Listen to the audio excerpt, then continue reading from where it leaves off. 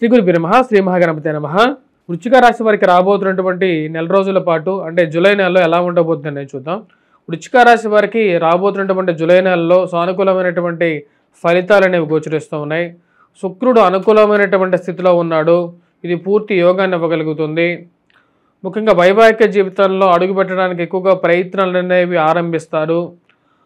ఇది ఒక మానసికమైనటువంటి ప్రశాంతతను ఇవ్వగలుగుతుంది. ఇది వైవాహిక జీవితంలోనూ మరియు అదేవిధంగా వైవాహిక జీవితంలో అడుగుపెట్టడానికి చేస్తున్నటువంటి ప్రయత్నాల్లోనూ ఒక శుభకరమైనటువంటి పరిస్థితిగా గోచరిస్తూ ఉన్నది.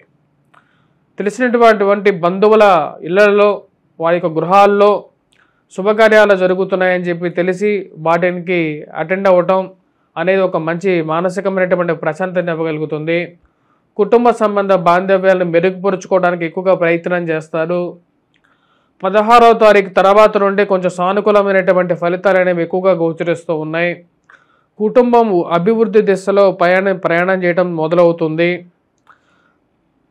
ప్రేమ సంబంధితమైన వ్యవహారాలు అదేవిధంగా వివాహ ప్రయత్న సంబంధితమైన విషయాల్లోనూ ఒక అడుగు ముందుకు పడుతుంది. ఇది మానసికమైనటువంటి ఆనందానికి గల కారకంగా ఉంటుంది. ఈ రాశిలో ఉండేటువంటి వారికి ముఖ్యంగా అర్ధాష్టమంలో సంచారం చేస్తున్నటువంటి రాహు ప్రభావం అనేది కొంచెం ఎక్కువగా ఉంది. ఆ విషయాన్ని గమనించాలి. వయోవృద్ధులు ఆరోగ్యపరంగా జాగ్రత్తలు అనేవి తీసుకోవాలి.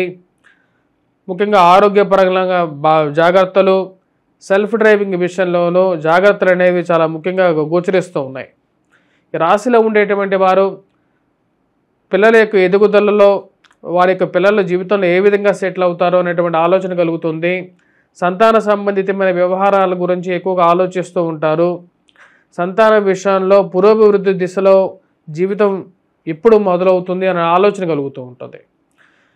ఏది ఏమైనప్పటికీ కూడా ఈ రాశిలో ఉండేటువంటి వారికి ఫైనాన్షియల్గా ఖర్చు పెట్టేటువంటి డబ్బులు ఎక్కువగా జరగటం, ఉద్యోగంలో కూడా చేస్తున్నటువంటి ఉద్యోగంలో మార్పు అనేది ఎక్కువగా కోరుకుంటూ ఉంటారు. జీవితంలో ఉద్యోగం మారితేనే కొంచెం ప్రశాంతంగా ఉంటుందా అనేటువంటి ఆలోచన వస్తుంటుంది. ఎంత సంపాదించినప్పటికీ కూడా నెల జరిగేటప్పటికీ ఉన్నటువంటి డబ్బంతా ఖర్చు అవ్వటం అనేది పరిపాటిగా ఉంటుంది. ఆ యొక్క విషయానికి ముఖ్యంగా మనం గమనించినట్లయితే ఉద్యోగపరంగా శారీరక శ్రమ, మానసిక శ్రమ అనేది కొంచెం ఎక్కువగా ఉంటుంది. ఈ రాశిలో ఉండేటువంటి వారికి కుజుడు అంత యోగకారకమైనటువంటి స్థితిలో లేడు. దాని యొక్క ప్రభావం ఈ రాశి వారి మీద పూర్తిగా ఉంటుంది. 29వ తారీఖు వరకు ఆ యొక్క ప్రభావం ఉంటుంది. పిశాచి యోగం ఏదైతే జరుగుతున్నదో అది రాశి వారికి రాజ్యస్థానాల్లో జరుగుతున్నది.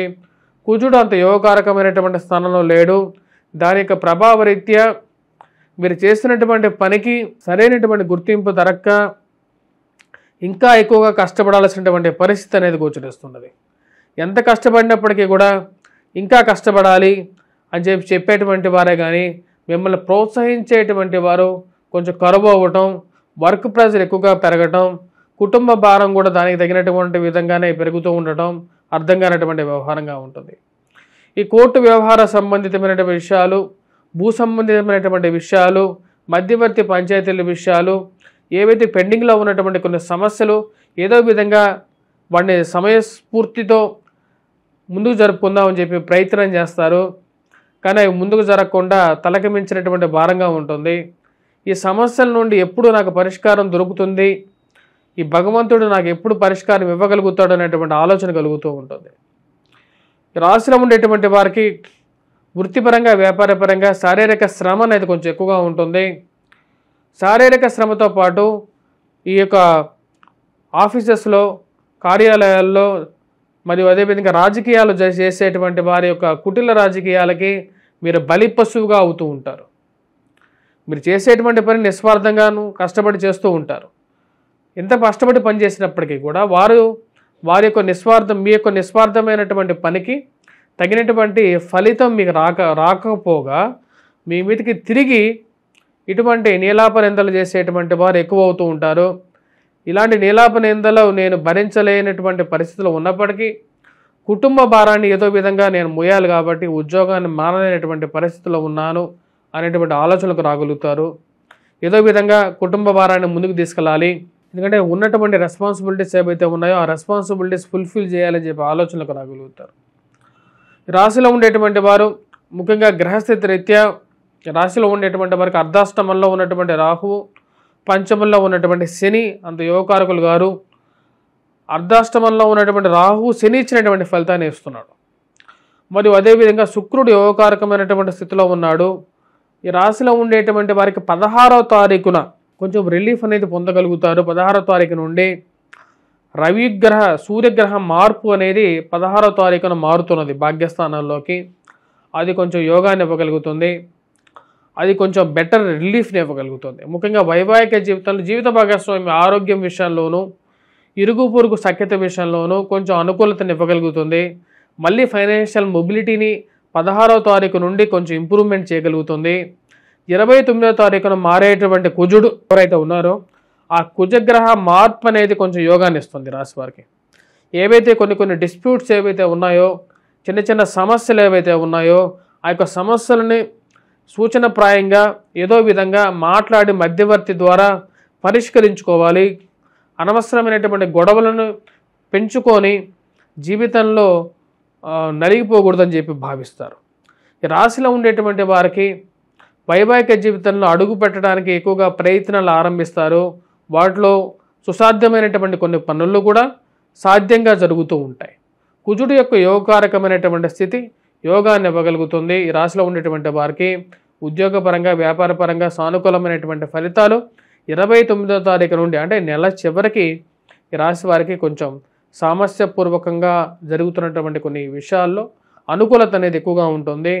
బుధుడు యోగకారకమైనటువంటి స్థానంలో సంచారం చేస్తున్నాడు. ఫైనాన్షియల్గా డబ్బులు అడ్జస్ట్మెంట్ చేసుకుంటూ ఉంటారు. ఎక్కడి నుంచి అయినా సరే తెలిసిన వాళ్ళ వారి దగ్గర నుంచి అయినా సరే డబ్బు తెచ్చుకొని సమయానికి కట్టాల్సిన చోట కట్టడం, అడ్జస్ట్మెంట్ చేయగలుగుతారు. ఇది ఒక మంచి పరిణామంగా మీరు భావించగలుగుతారు. రాశిలో ఉండేటువంటి వారు విద్యార్థులు, విద్యా సంస్థలో పనిచేస్తున్నటువంటి వారు కొంచెం జాగ్రత్తగా చదవాలి. ఆ విద్యార్థులు బాగా చదవాలి. ఎందుకంటే గురుబలం లేదు.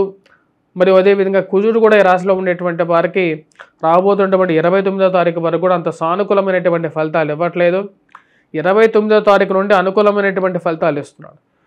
ఈ రాశిలో ఉండేటువంటి వారు ఈ యొక్క వారం గురుగ్రహ మంత్రజపం చేసుకోవటం, మరియు అదేవిధంగా వటవృక్షం కింద దీపారాధన చేయండి. వాటితో పాటు ఈ రాశిలో ఉండేటువంటి వారు గురుగ్రహ మంత్రజపంతో పాటు వటవృక్షం కింద దీపారాధన చేస్తూ హనుమాన్ చాలీసా పఠిస్తూ హనుమాన్ దేవాలయ దర్శనం చేసుకోండి. ఇది మానసికమైనటువంటి సంతృప్తిని కూడా ఇవ్వగలుగుతుంది.